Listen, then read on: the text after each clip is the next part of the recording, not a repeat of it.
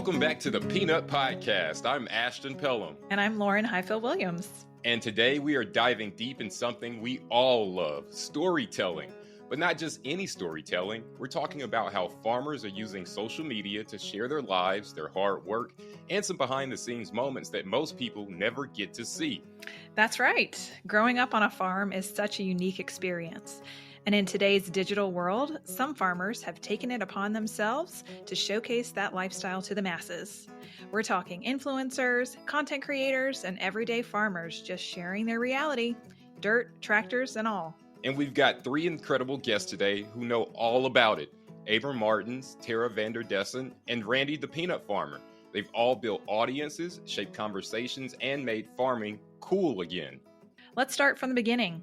Farming is not just a job, it's a lifestyle. For many, it starts young. Abram Martens, who's gained quite a following on social media, told us about his earliest memories of farm life. Earliest memories is having to go out to the fields and hoe out weeds starting at 8 years old during summer break. That was our job. So it was hard, but also some good times with a bunch of family. And then a lot of good memories.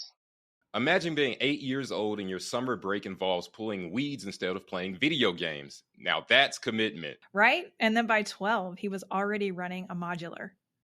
When I started helping with harvest, had to run a modular first. I was 12 years old. Run the cotton modular to make modules, work with friends and family. And then, getting to be old enough to finally drive a tractor around 13, 14 years old full time. That was, quite exciting at first. At 13, I was just trying to pass algebra, and he was out here running a tractor. Yeah. And for Tara Vander Dussen, farming wasn't something she planned on going back to. But, life had other plans. I actually did not think I would end up back in agriculture. I actually got my degree in environmental science and kind of thought I would pursue that in a different way outside of agriculture.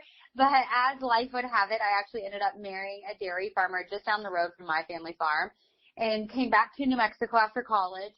I absolutely love that. Agriculture has this way of just pulling people back in. And speaking of being pulled back in, social media has done exactly that for farming. What started as just a few posts here and there turned into something much bigger for Abram.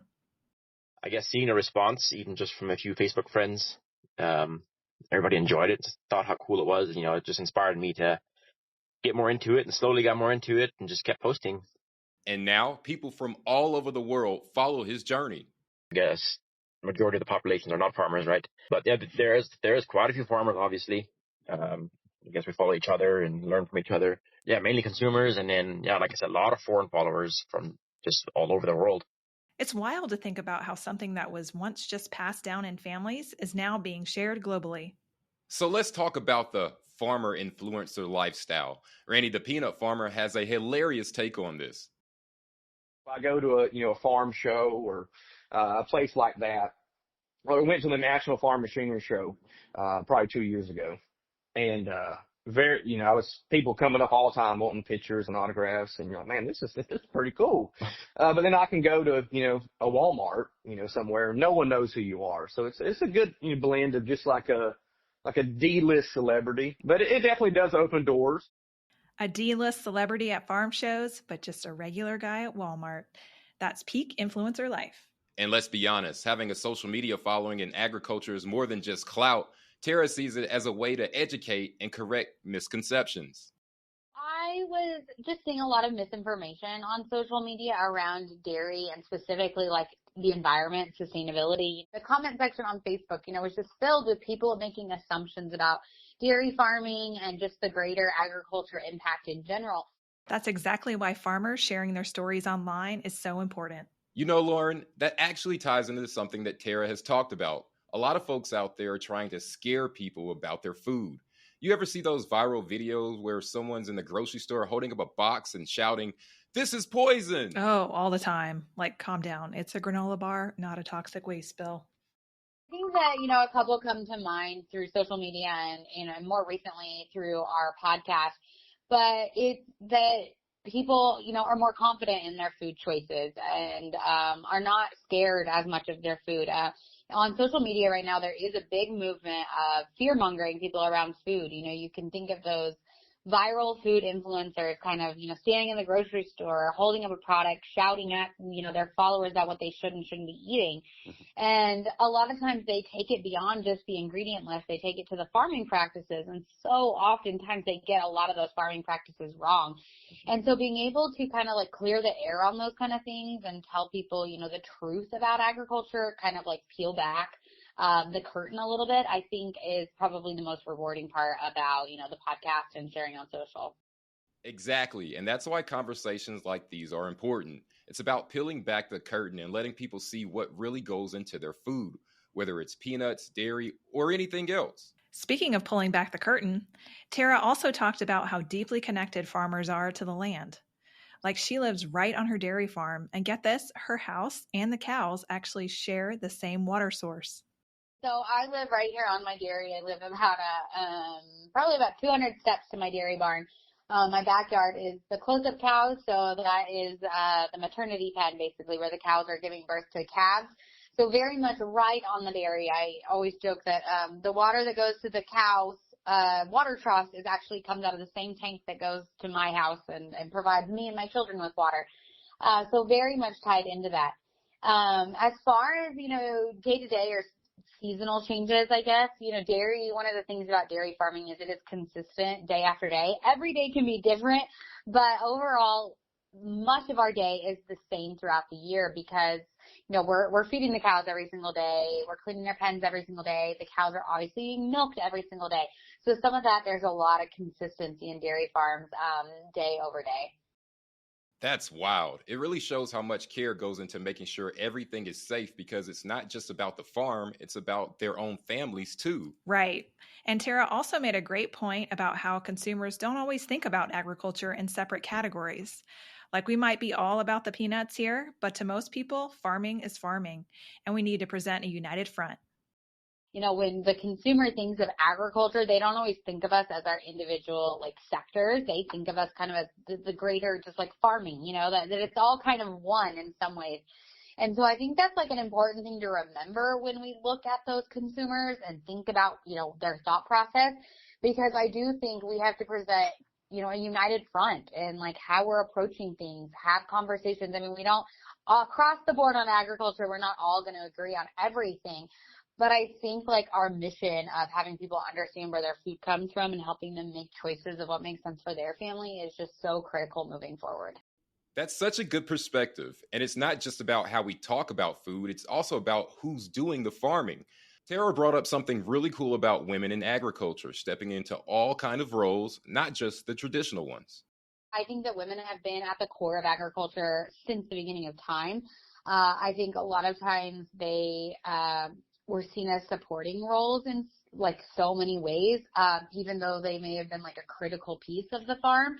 And I think we're coming into a new age of women that are realizing they can be anything they want, whether it is the farmer itself, whether it is a supporting role, or whether it's, taking on a new adventure and a completely different job. And so I think that what's cool about right now is with social media and with, just where we're at is we get to see those roles play out and see how women are taking on, different things and being highlighted for that.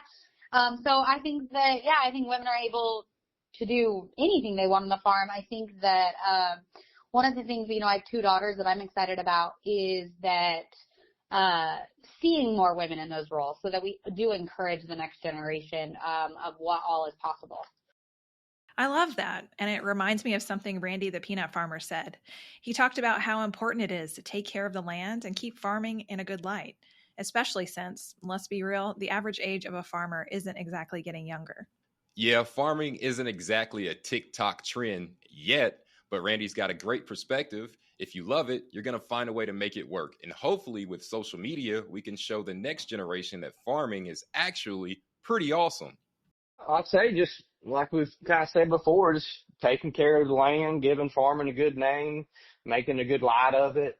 I feel that, I don't know what you probably know what's the average age of a farmer now. So ain't getting younger. I think a lot of young people look at farming, they're like, man, this doesn't look good. Or even people that, grew up on a farm, they decide to go off and do something different. But it's all in what you love. If you have a passion for it, you're gonna find a way to make it work. And hopefully with social media and all that, we make it look fun and enjoyable. And maybe some little Tommy over there pushing a tractor in the dirt will say, "Hey, I think I might want to grow peanuts one day." And who knows, maybe there's a kid out there right now pushing around a toy tractor in the dirt, just waiting for their peanut farming destiny to kick in. Exactly. And hopefully we're doing our part to make sure that future looks bright. So what's next for these farming influencers? Abram is keeping it simple. He's just going to keep doing what he's doing. I guess just keep going, kind of keep doing what I'm doing. Kind of see where it goes. And Randy? Well, he's looking into the future of peanut farming. I'm excited to see, where they can take it. Back years ago when my daddy started farming, I don't know what the yield was, but, say a great yield was maybe, 3,000 pounds. And, and now a phenomenal yield would be 6,000 pounds, 3 tons peanuts. It'd be exciting to see, in 20 years from now, will we have the technology to make a 5-ton peanut, a 6-ton peanut? Who knows? This has been such an insightful conversation, whether it's educating the public, sharing personal stories, or just making farming cool. Social media has become a game changer in agriculture. A huge thank you to our guests, Abram, Tara, and Randy, for sharing their experiences and insights. All right, folks, before we wrap things up, we know you're going to want to keep up with our incredible guests. That's right, and lucky for you, they're just a follow away. First up, we have the glamorous advocate herself, Tara Vander Dussen. You can find her sharing all things dairy, sustainability, and ranch life at Tara Vander Dussen. Next, if you ever wonder what life is like for a real deal peanut farmer, you need to check out Randy the Peanut Farmer at Field Rose. He's got the inside scoop, and I mean literally straight from the fields. And last but definitely not least, Abram Martens. He's bringing you the best of farm life with a dash of humor and a whole lot of heart at Ubri_farms. So go give them a follow, show them some love, and tell them we sent you. And if you're not already following us, well, what are you even doing? That's exactly right. Hit that follow button at National Peanut Board for the latest peanut news, stories, and a little bit of fun. All right, here's a bit of peanut trivia for you. Lauren, let's see if you can crack this one. If you were to weigh all the peanuts produced globally in 1 year, how many times heavier would that be compared to the weight of the Great Pyramid of Giza? Is it A, 10 times, B, 100 times, or C, 1,000 times? Wow, my hands are sweaty from the math and the word problem. Right there. That was hard. Break out the calculator. I'm just going to take a shot in the dark and guess B, 100 times. Is B your final answer, Lauren? B is I'm locking it in. It's my final answer. Locking it in? Mm-hmm. Do-do-do-do-do. Oh, she's right. The answer is B, 100 times. Every year, peanuts weigh in about 45 million tons. 45 million tons, which is 100 times more than the weight of the Great Pyramid of Giza. And all of that just from this tiny, tiny peanuts that go underground. Who would know that they were such a heavy hitter? I love it. I love that you have found a fact, too. A peanut fact I've never even heard before, too. So, brownie points for that one, too. No pun intended. I had to dig deep for it. Imagine if we could harness all that peanut power for something like building pyramids. We might have our own peanut-powered monument soon. Peanut-powered technology sounds like the future, right? Sure does, Lauren. And as always, thanks to you for tuning in. And if you enjoyed today's episode, make sure to like, subscribe, and leave us a review. For the National Peanut Board, I'm Ashton Pellom. Our show's engineer and sound designer is NextGen. We'd like to note that our guest segments may be edited for length and clarity to comply with USDA guidelines. I'm Lauren Highfill Williams, and as always, don't forget to subscribe to the podcast on the platform you're listening on. And if you'd like to find out more information about what we've talked about today, then go to www.nationalpeanutboard.org/podcast. Thanks for listening to the Peanut Podcast. Until next time, stay nutty.